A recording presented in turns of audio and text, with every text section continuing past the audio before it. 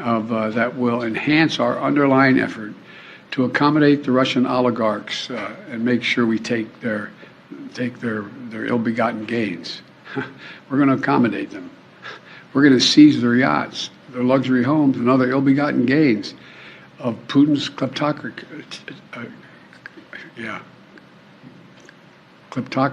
and the guys who are the kleptocracies. But these are bad guys. Good morning, everybody. It is like 9:30, I think, here in Nicosia, Cyprus. And it's a Friday morning. Thought I'd do a video update. I am sitting down here right in the center of Cyprus. Old town is over there. The new town is down that way, and I'm sitting on these are strange little alien surfboards is what they remind me of. The mayor's office is right back there, by the way. And so I thought I would do a video. And you saw the intro with Joe Biden giving a speech about, what was he talking about? 33 billion. He wants 33 billion USDs for Ukraine. And another 33 billion is going to get lost. Not so much lost for you and me, but I think that the powers that be are going to be very happy with this latest round of financing, this latest round of money that's going to enter their pockets. So yeah, another 33 billion. Congress is going to turn that into 40 billion because Congress, when it comes to military spending or any type of spending with these types of pet projects of theirs, they always bump it up another 5 or 6 or 7 billion. Everyone's got to get their cut. And so, you know, gosh, that segment with Biden, I thought it was one of the weirdest, strangest Biden gaffes we've probably seen to date. It was actually a very scary Biden gaffe because I think he's really losing it. I mean, he's been losing it for a while now, but Ukraine is really taking its toll on his mental health. I mean, it was already in a steep decline, but Ukraine's really got into him because he was really personally invested in Ukraine. I mean, like, his family was personally invested in Ukraine. Biden and Hunter and his entire entourage, you know, they were making a lot of money out of Ukraine over the years. And I think that Biden emotionally was invested in Ukraine, given the fact that he was running the country for a couple of years under Obama. Yeah, Poroshenko was the president, but it was Biden that was flying into Ukraine every 3 to 6 months, calling the shots and running the country. I mean, he was speaking to the parliament and to Poroshenko's cabinet, and he was telling them what to do. And he was the one that, from what I understand, told Poroshenko to start the war in 2015 in the east of Ukraine. He was a guy that gave the orders to get the war started. So, I mean, for Biden, Ukraine is kind of like the country that he was first president of. Then he became president of the United States with 81 million votes. Then he became president of the United States. But first he was president of Ukraine, pretty much. So I think the fact that the United States is the collective West, the Biden White House, the collective West, the fact that they're losing really, really bad now on the ground in Ukraine. I mean, it's getting really bad. The Russians are pretty much rolling over the Ukraine military in the east, and they haven't even brought out the big guns yet.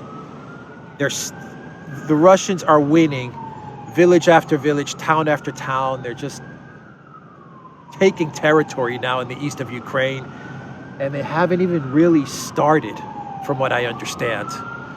The big ground offensive, the heavy artillery, has still not been put to use in the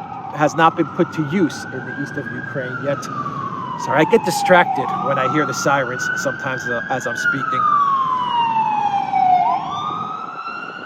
All right.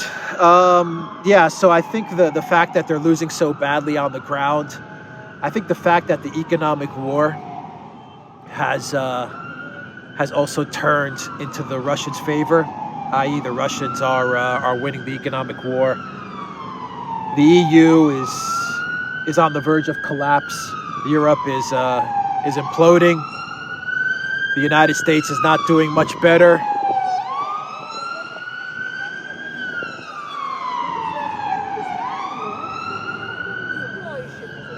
I don't know if you guys caught the fire engines. I don't know what's going on. I have no idea. Anyway, inflation, energy crisis, food shortages, everything's going up. Gas is going up. Food is going up. It's all just falling apart in the collective West. Meanwhile, the ruble, I think today was at 72 or 73. Just the overall failure of Biden's shock and awe policy, whether it was the shock and awe on the ground, whether it in Ukraine, whether it was the economic shock and awe, it's all just it's all boomeranging back at the collective West, and they're losing really, really bad.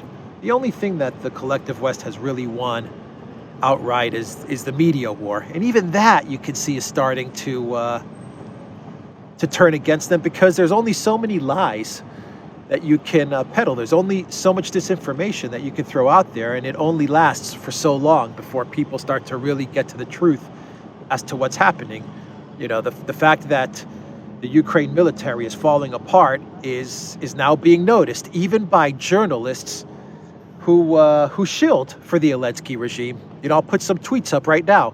You have journalists who for so long were saying that Elensky is going to be marching on Moscow, you know, come end of April, and the Russian military is running out of missiles and running out of bullets, and Putin is killing his generals one by one, or sending them to the gulags in Siberia.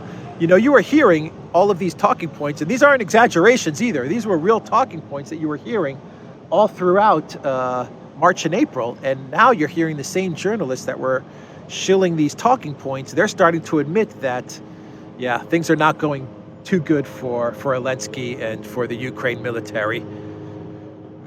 It's bad all around for Biden. This is going to be Biden's biggest and most massive failure. So what does he do? He has a meltdown. Number one, you can see his mind is really, really deteriorating, but he asks for another $33 billion.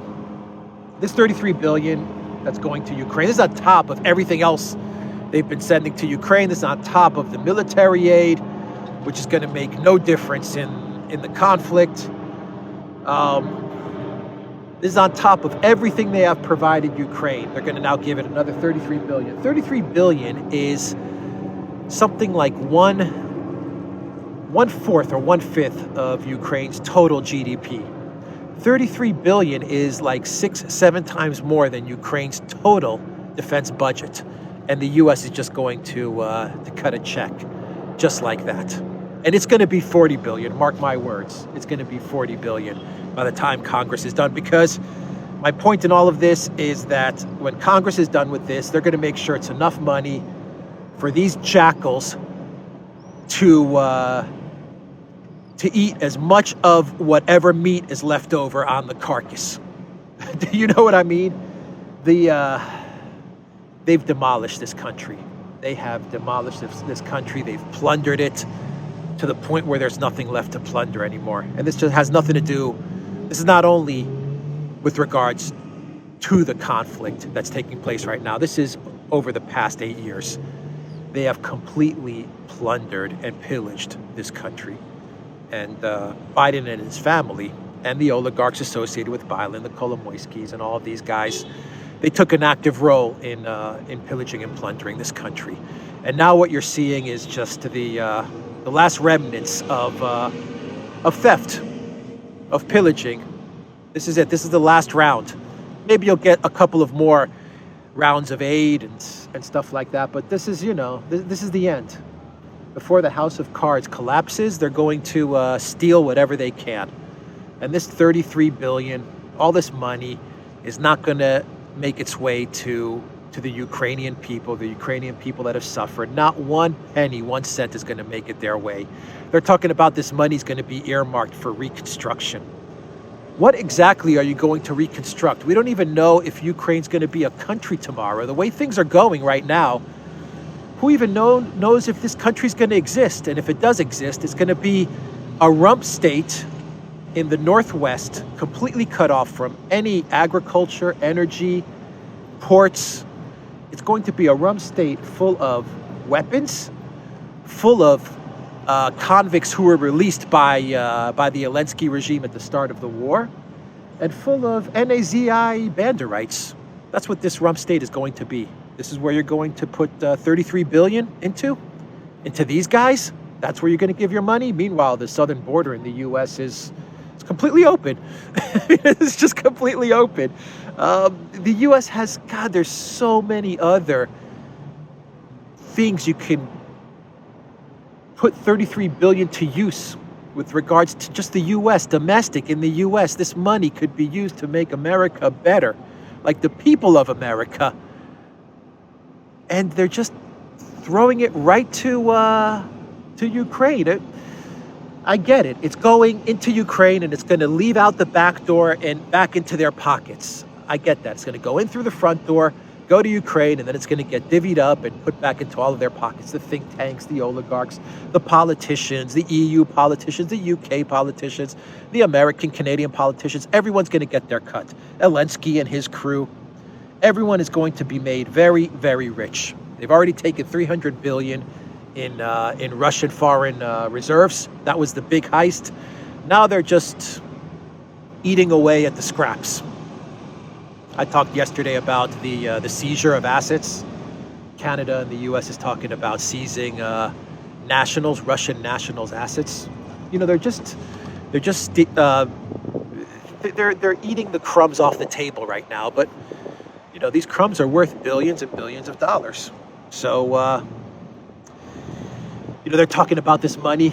Michael Tracy had a really good tweet. I'll put it up right now, where he's saying that some of this 33 billion is going to be earmarked towards independent media in Ukraine. Independent. Can you name me when is media independent when it's being funded by the U.S. government? Explain me that. Riddle me that. How does media stay independent when they're going to get funded by the Biden White House?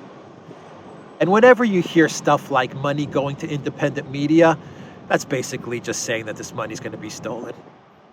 That's it. This is a grift. This is a con job. This is a bank robbery. This is a theft. Call it whatever you want. A heist. Whatever you want to call it. But what are they going to do? They're going to create a couple of media companies in Ukraine, and they're going to staff them with DC think tankers, and they're going to fill the board up with Hunter Biden and Devin Archer and Christopher Hines and Mitt Romney's kids and all of these people. They're going to sit on the boards of these companies, and the children of oligarchs are going to sit on the boards of these companies, these media companies. They're going to take a couple of billion in U.S. Government funding. This is just, it's terrible what's happening. But anyway, you know, Biden he's starting to lose it. This is weighing down on him. If people really cared about Joe Biden, like if his family and his wife really cared about him, they would tell him to stop. They would say, Joe, this crisis is too personal for you. It's too emotional for you. It's over. Russia is winning the war on the ground. They're winning the economic war. It's time to tell your puppet Elensky, or at least tell the people that are puppeteering Elensky, i.e. call up Victoria Nuland, call up Vicky at the Department of State and tell her to tell Elensky to save whatever's left of Ukraine and agree to a ceasefire, to save whatever's left of Ukraine, because right now the entire south, all the way up to Kherson, is gone. Mariupol, Kherson, that's all gone. Kherson is going to be switching to the ruble on May 1st. They're going to be using both the Ukrainian hryvnia and the ruble for 3 months, and then they're going to make a complete switch to the ruble. This is a done deal. All of the south, from Mariupol all the way to Kherson, is over. It's not part of Ukraine anymore. And soon the Russians are going to take Nikolaev, and soon the Russians are going to take Odessa. Ah, boy, what a disaster this is for the Biden White House. What a complete and utter disaster.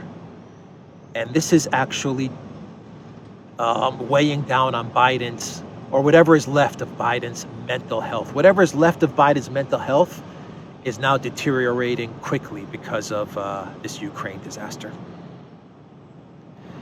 Biden also announced that he's creating this Ministry of Truth, this disinformation governance board, and it's going to be headed up by another, like the female version of Alexander Vindman, another daughter of West Ukrainian, like refugees or something like that. Another Vindman story of someone with West Ukraine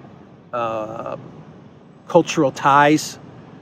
What's her name? Nina Jankovic. She is going to be heading up Biden's Ministry of Truth, a disinformation governance board. It falls under the Department of the Department of Homeland Security, which deals with the border and protecting the U.S. This department agency, I believe it's called Homeland Security. Is that what it's called? Anyway, this department is going to fall right underneath that. So the Ministry of Truth now has been created.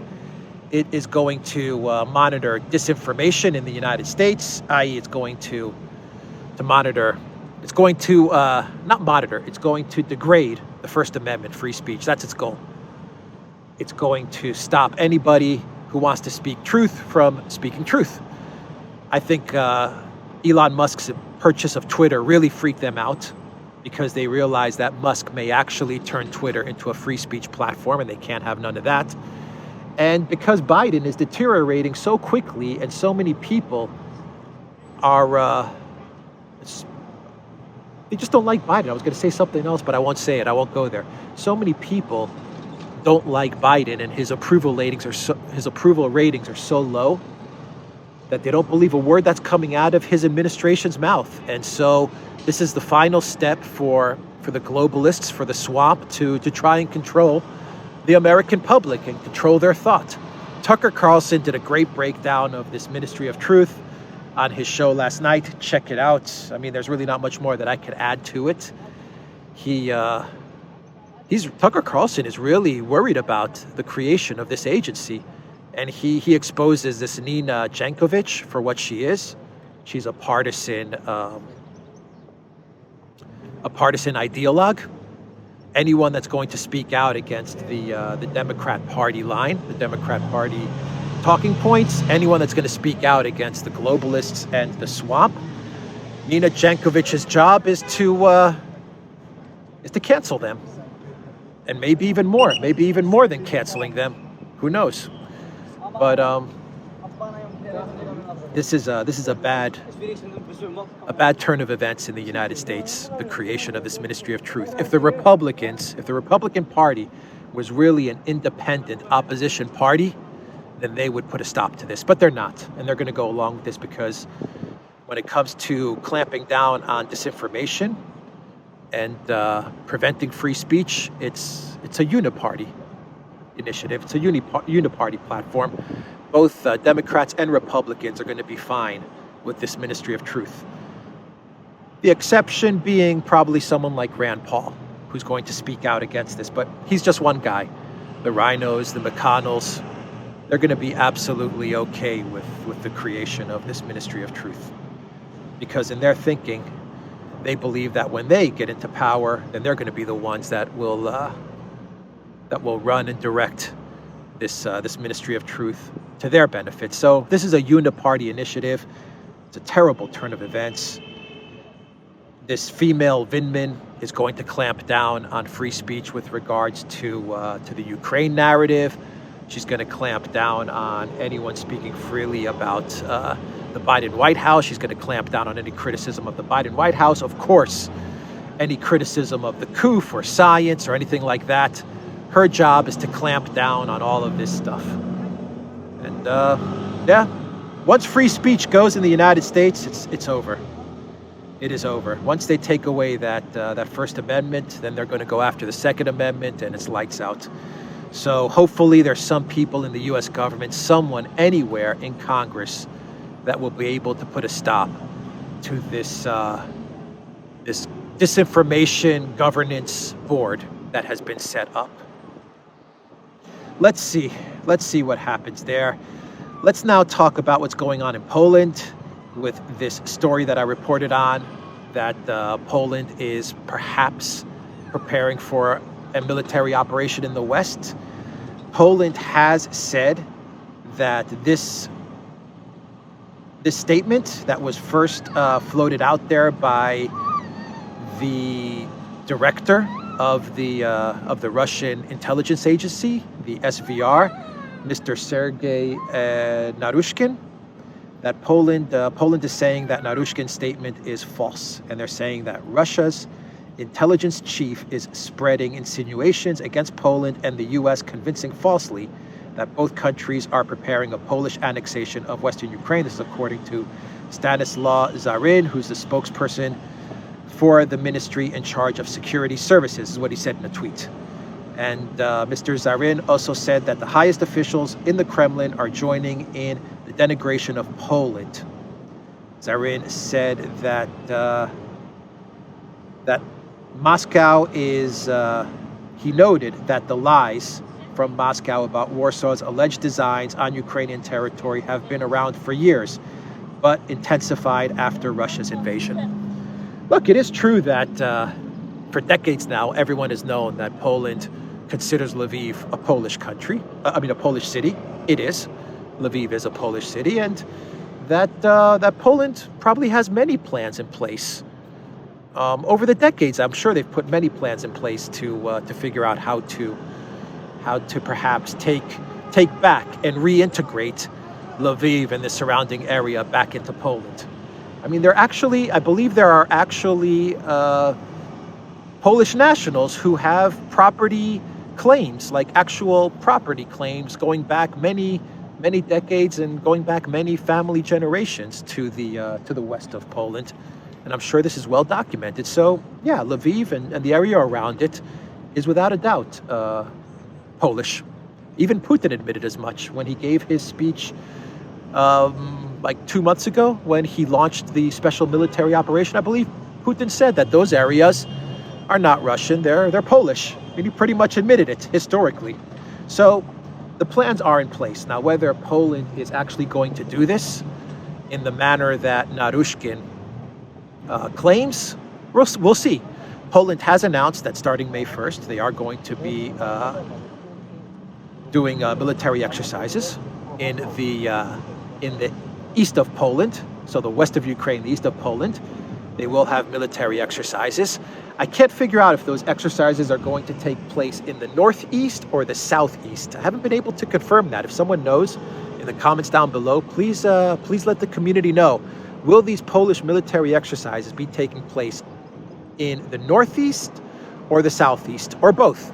Because it's going to make a difference. If the military exercises are mainly confined to the northeast of Poland, then I think it's safe to say that Poland is not going to be undergoing any type of incursion into the west of Ukraine. But if the military exercises are taking place in the southeast of Poland, then a military incursion may well be on the cards.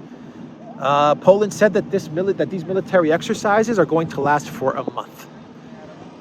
For 1 month, until the end of May. So let's monitor the story and see what happens. Moldova, by the way, the Moldovan government has come out with a statement, and they said that Moldova has no plans to move on Transnistria. They have no plans for any type of military activity. They also said that there are no Romanian troops acting as Moldovan troops in the country as well. So they said there's no Romanian military presence in Moldova. So the Moldovan government is trying to walk back the escalation that we talked about a couple of days ago. A lot of that escalation was being pushed by the Elensky regime. So Moldova is desperately trying to stay neutral in this conflict. At least that's what it looks like. Those are the statements coming out of the Moldovan government. So let's monitor the situation in Poland and in Moldova. And if anyone knows who lives in Poland or who has a better grasp of the exercises that the Poland military is about to undertake, if they know exactly what areas those are going to take place in, I think that will give us some more insight as to whether Poland is actually looking at some sort of incursion into the West Ukraine, or whether these are just military exercises. So let's monitor those two stories very carefully. And now let's get to our clown world. And for this clown world, I'm going to pull up an article here, a quote. And this quote is coming. I got this quote from the Saker, from the Saker website, but I think the Saker website, the sit rep, a fantastic sit rep, by the way, on the Saker website that's being done.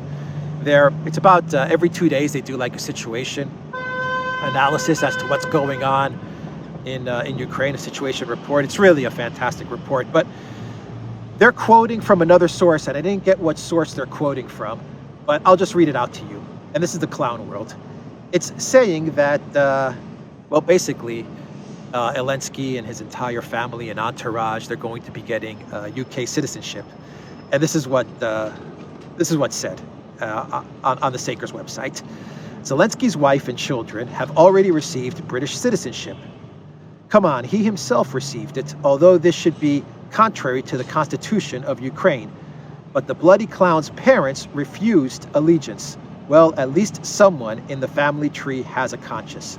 Also, by the decision of the British government, citizenship was granted to the head of the office of the President of Ukraine, Andrei Yermak, and his family members, as well as Elensky's advisor, Mikhail Podolyak, and his family members. A number of employees of the General Staff of Ukraine and the SBU are in the process of receiving the citizenship. The Ukrainian elite have prepared an alternate airfield for themselves, but the majority of Ukrainians will be left with a nose. I think this was translated from somewhere.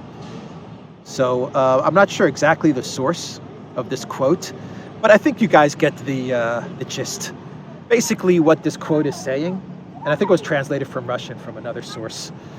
What this quote is saying is that Elensky, his family, his cabinet, his buddies, that, all these producers and directors that were with Elensky on his show, Servant for the People, and then ended up in the government, all of these guys, as well as SBU, intel officials, like the upper echelons of the security services of Ukraine, are all going to get UK citizenship. Man, they're all going to become citizens of the UK, and they're going to form their legitimate alternate government, most likely in the United Kingdom. That's where they're going to be running the show. So when Ukraine is divided up and it's non-existent anymore, I guess Elensky and his crew, they're going to be the legitimate government in exile in the UK, or they're just going to be living in the UK in one of their many mansions, but they're going to be given citizenship. No English test, no history test, no living in the UK for 6 years, none of that stuff. All of these people, and I mean all of these people, how many people? 20, 30, 40, 50 people are just going to be given a UK passport. Just like that. Clown world. Clown world from Boris Johnson, the ultimate clown. Anyway, that is the video, guys. Check out Alexander's channel. Check out the Duran's channel. We did a great live stream with Gonzalo yesterday, so definitely take a look at that and go to theduran.locals.com and join us on our great locals community. That's it for me. Take care.